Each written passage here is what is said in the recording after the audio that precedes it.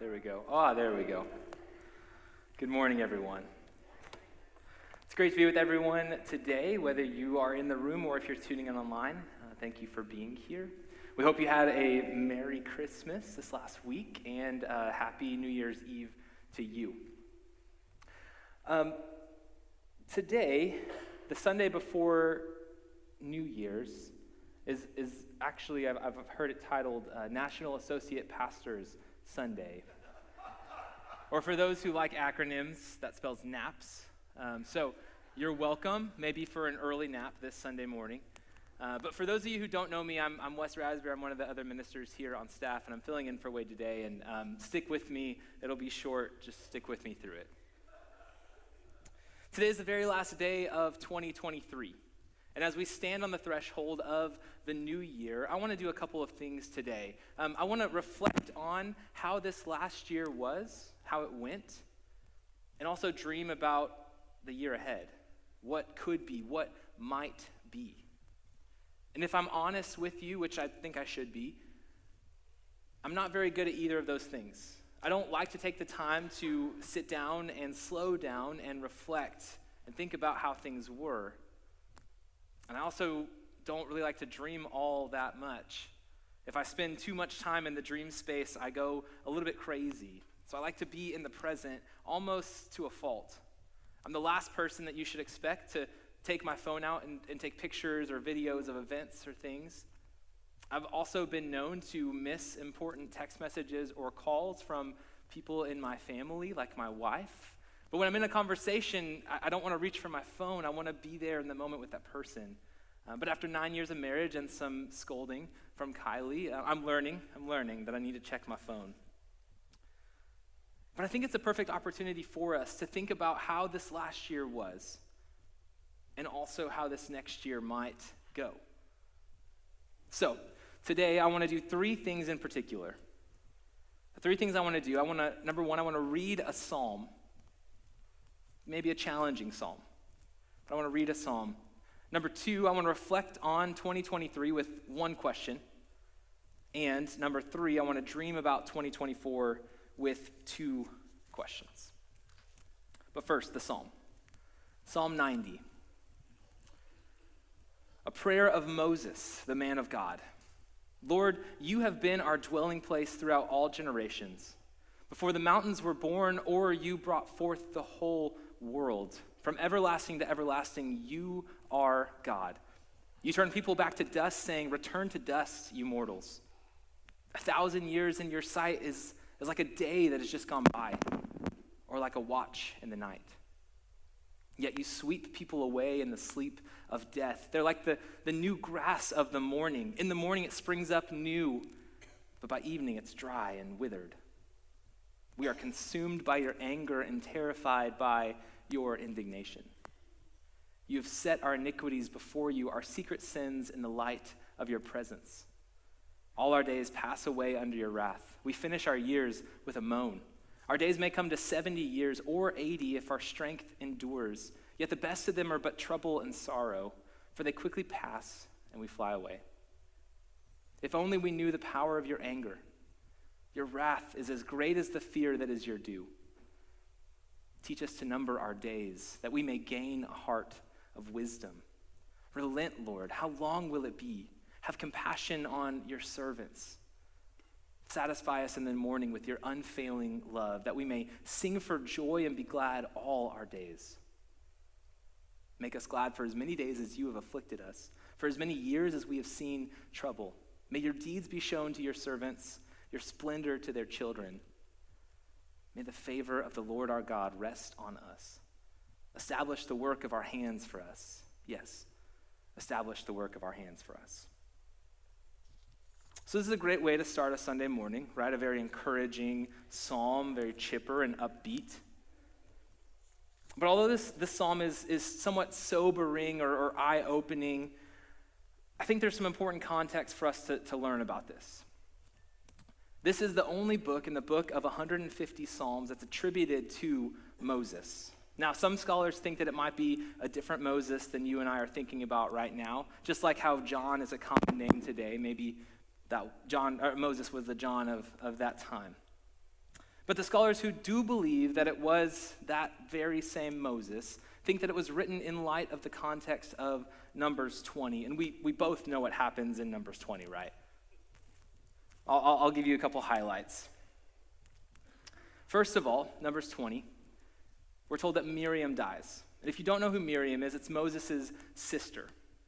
So not only is it Moses' sister, but she's also like the most noted praise leader in Israel at that time. So verse 1, Miriam dies. Later on in the story, Moses disobeys God. Now this is the time where Moses has led the Israelites out of captivity in Egypt, and they're wandering around in the wilderness. And at this point, they say, we're thirsty. At least we had water in Egypt. Maybe we should just go back. Moses and Aaron go and meet with God, and God tells them to go to this rock and raise his staff above it, and water will come forth. And so Moses and Aaron go back to the Israelites, and they go to the rock, and instead, Moses strikes the rock instead of raising his staff. But it's not just that. Moses also says, must we bring forth the water for you? As if he and Aaron were going to do the act.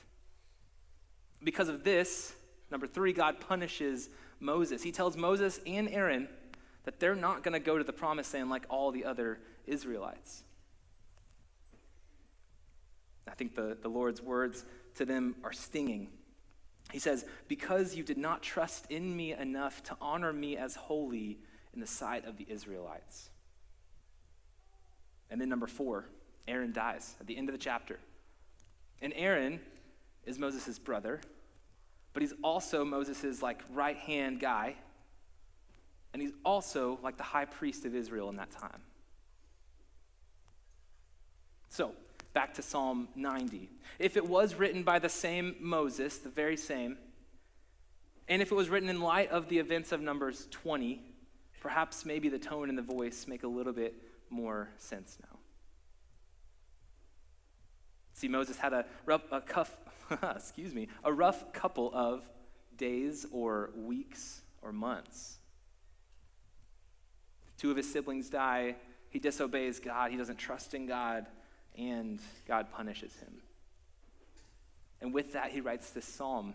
And Moses sits in the very same place that sometimes you and I sit in today, in the midst of suffering and hardship and pain, and asks some of the same questions that we still ask. Why, God? Why me? Why are you doing this? Why are you letting this happen?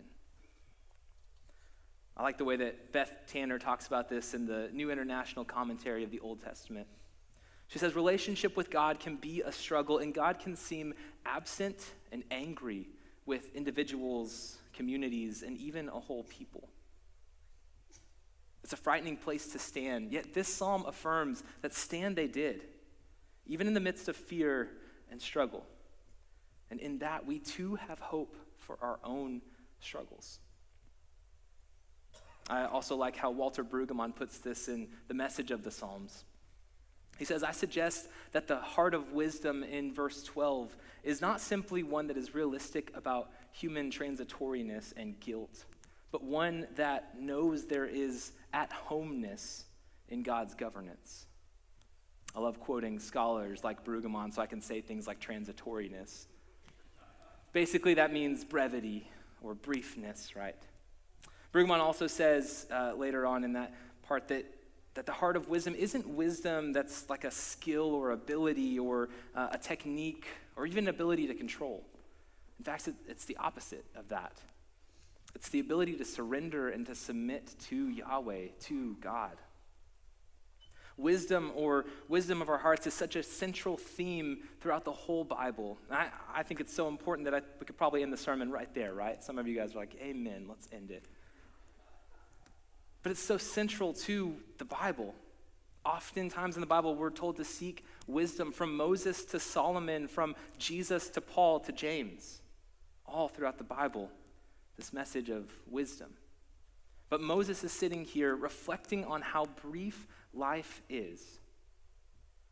And he says, the true and honest wisdom, a heart of wisdom, starts at a place of fear of reverence, of trust in the Lord. It's not about knowledge or ability or talent. Those aren't the things that we should be chasing after, but an at-homeness or an okayness with submission to and reliance on God. Brings me to my question for this last year. One question to think about, to reflect on. What are you proud of from the past year? What are you proud of from 2023? Could be one thing, it could be a couple of things. What are you proud of? If I were to answer this question for myself, I'm proud of the way that I responded a couple of months ago when I was slighted. Back in October, one of the best barbecue places in our area offered what they called National Texas Twinkie Day. If you don't know what a Texas Twinkie is, there you go.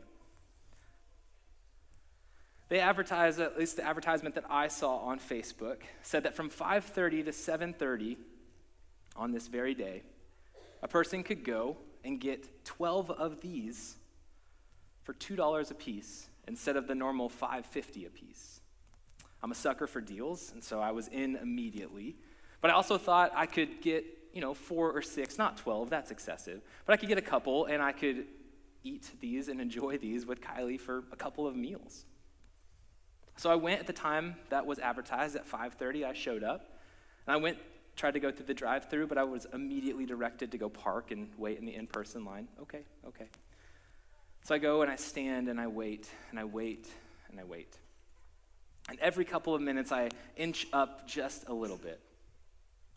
Well, when I was about halfway through the line, about 40 people ahead of me, one of the workers comes out and yells that they only have 100 Texas Twinkies left. And in that moment, I prayed just a little bit, that everybody would just order one ahead of me and I could get a couple and be fine. I kept waiting, and when I was 5 people from the counter to order my Texas Twinkies,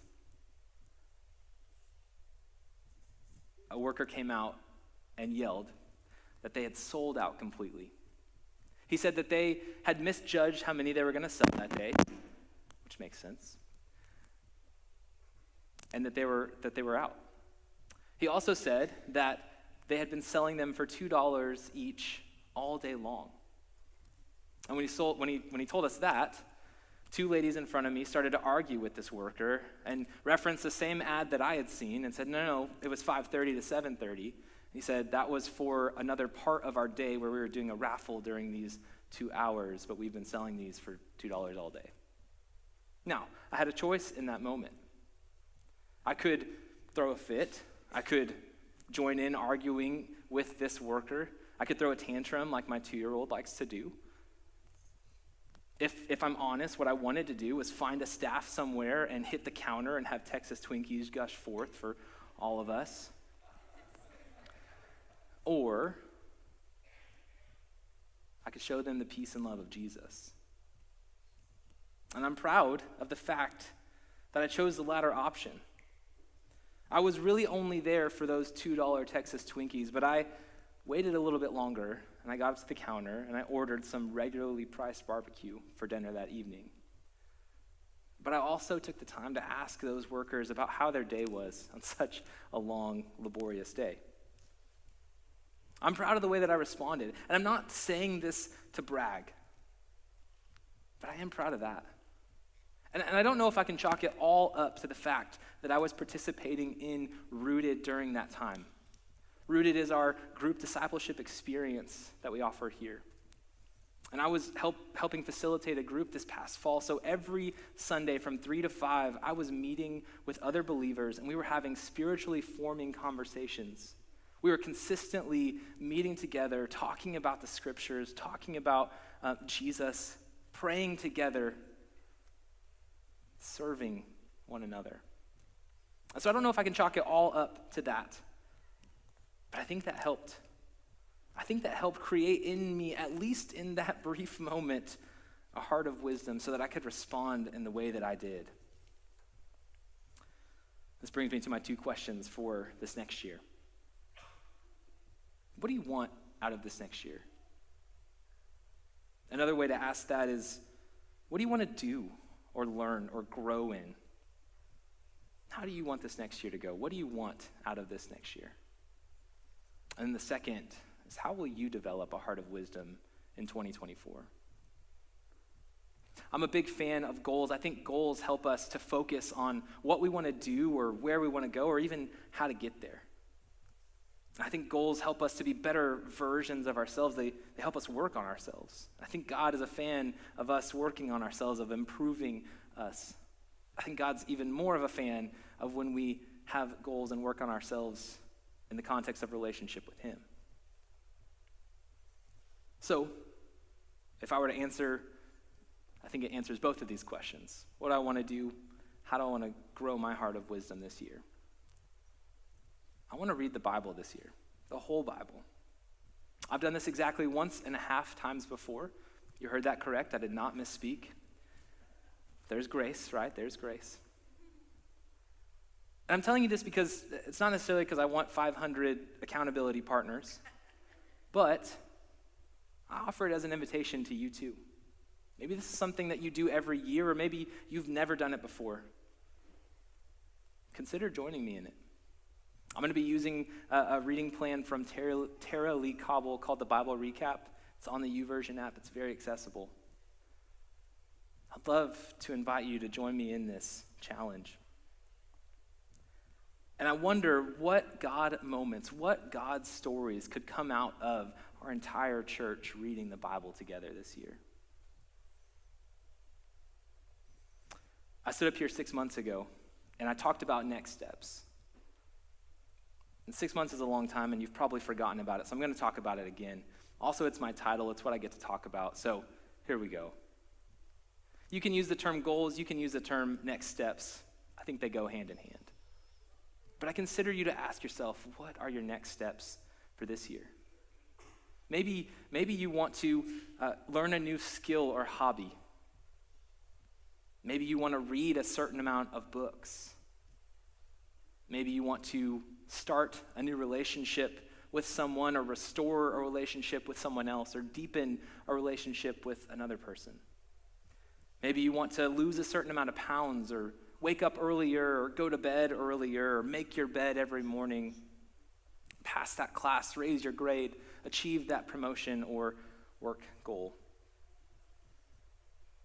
But I also want to challenge you to think about your next steps in your spiritual journey. Maybe you've been a believer for a while now, but you've never made that public declaration of faith in Jesus. You've never stepped into the waters and declared that Jesus is your Lord and your Savior.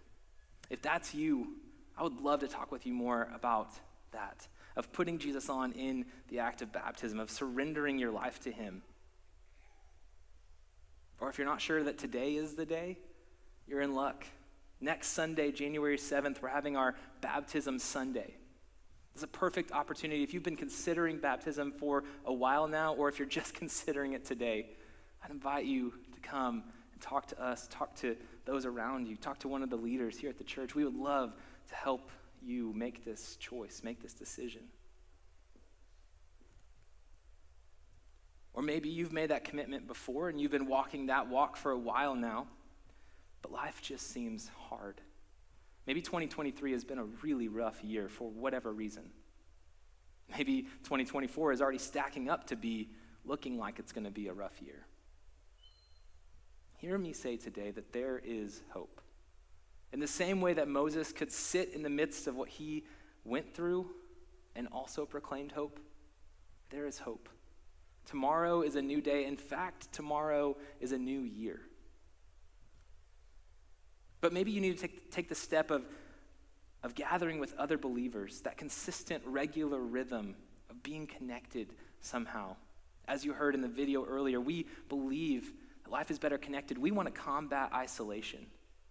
So we have a ton of different groups and group environments that you could be involved in, where you could sit with other people who believe in Jesus and who could proclaim that hope to you if you just can't see it yourself. If that's you, I would love to talk with you more about how to get connected.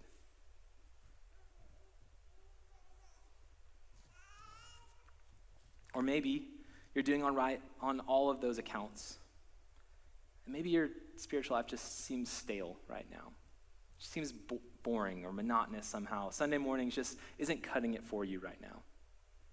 Or maybe you've noticed yourself becoming less patient or less peaceful, more upset, more quickly angered with people or people around you. You don't know what you need, but you know you need something. Let me invite you to get involved a little bit further. As I mentioned earlier, talked about Rooted. We're going to launch our discipleship group experiences in 2 weeks from today.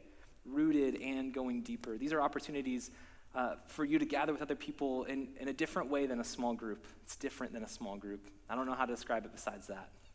If you've never been a part of that before, I'd love to have you join us in that. Or maybe that's not what you're after, but you still want something more, something else. I'd invite you to consider how you could give of yourself on the Sunday morning experience by serving in some way. We could always use new and more faces at the doors as greeters. In fact, we continue to see new people each week. Or I'd love to talk with you about hosting or facilitating one of our gathering circles or our connect groups. Or I'm sure our students and children's ministry would love to have more people be involved in the life of our kids and our students. Wherever you find yourself this morning, let me ask this. As we stand on the threshold of 2024, how is your heart? Would you consider yourself to have a heart of wisdom? When you think about your life right now, would you characterize it by an at-homeness with the purposes and the plans of God? As we think about this year ahead, what might you need to do to further develop that heart of wisdom? And in light of Psalm 90 and Moses' reflection on the transitoriness, the brevity of life, there's really no time to waste. I'm going to read the last part of Psalm 90, then I'm going to pray to close and invite the band up after that. But read with me the last 5 verses of Psalm 90 once more. Teach us to number our days, that we might gain a heart of wisdom. Relent, Lord. How long will it be? Have compassion on your servants. Satisfy us in the morning with your unfailing love, that we might sing for joy and be glad all of our days. Make us glad for as many days as you have afflicted us, for as many years as we have seen trouble. May your deeds be shown to your servants, your splendor to their children. May the favor of the Lord our God rest on us. Establish the work of our hands for us. Yes, establish the work of our hands. Let's pray.